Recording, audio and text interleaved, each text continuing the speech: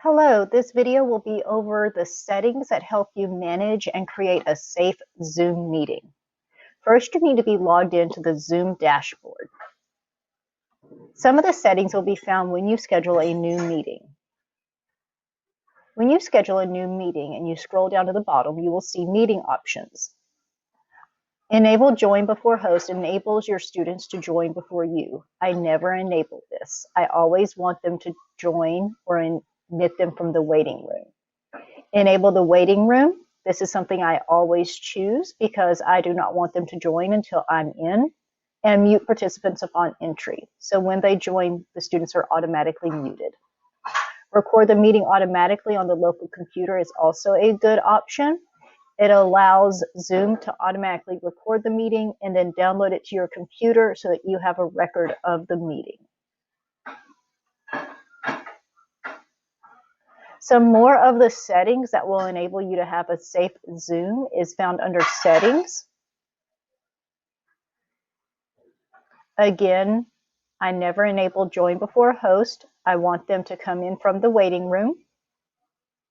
Require a password when scheduling meetings. This is a really good tool to use, and you can choose either to have the password sent with the link or to send the password out right before the meeting. And the place where you will create the password is actually when you create the meetings. So if I go into my meeting here and I edit, the password is found right here. Back into the main settings. The password is really good to be used to make sure that only the people that you send the password to can join the meeting. This is the one-click join, so that the password is with the link that you send out. In the meeting settings, you have the chat, which allows meeting participants to send a message visible to all participants. I usually leave this on.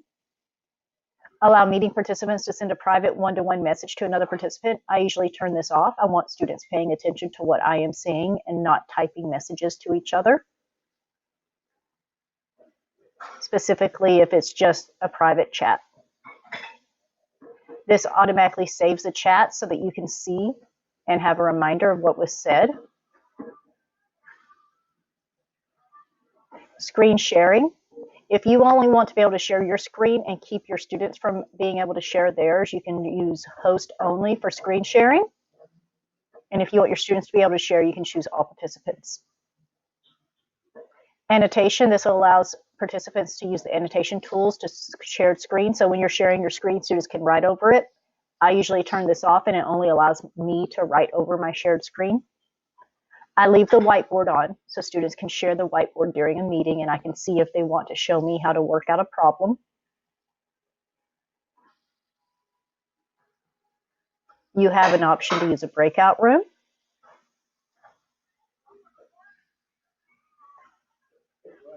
The waiting room is the last safe setting that we will go over. Attendees cannot join a meeting until the host admits them individually from the waiting room.